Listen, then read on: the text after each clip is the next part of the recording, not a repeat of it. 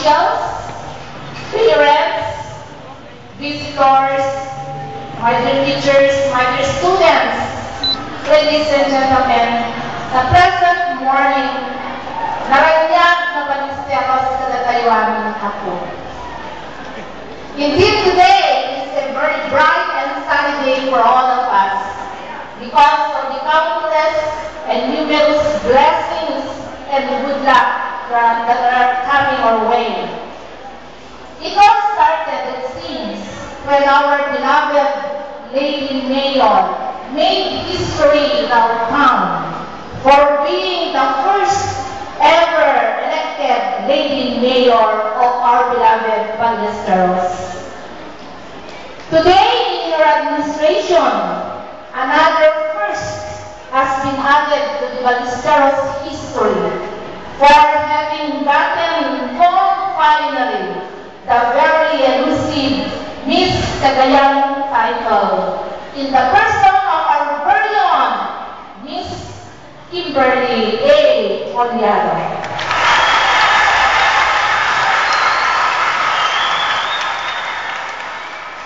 7 years ago, we almost got the crown when the then Miss Ballesteros, Gloria Minette F. Chumi, made it to the top 10.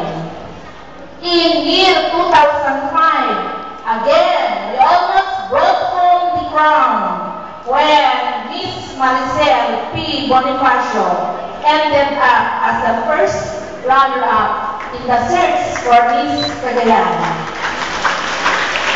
This year, a very lucky year.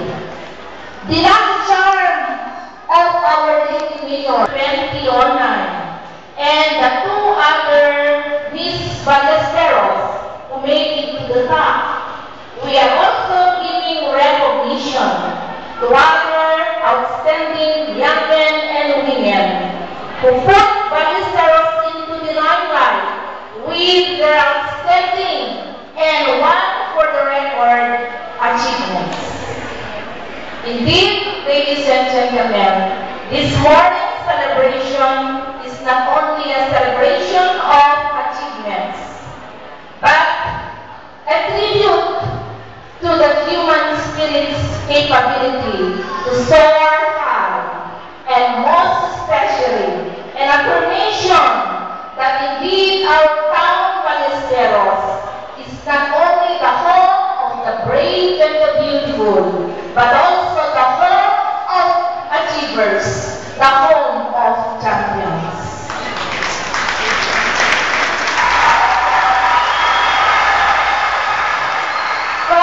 And on behalf of the local government unit, our beloved Mayor, Honorable Dileta B. Unite, Vice Mayor Vincent G. Unite, the initiators of this program. The Ballesteros National High School family, your hosts this morning, I extend our hearty welcome to each and every one of you. Stay put and feel the pride of being a Ballesterian, a pride of being a Cagayano. Thank you and mabuhay tayong lahat.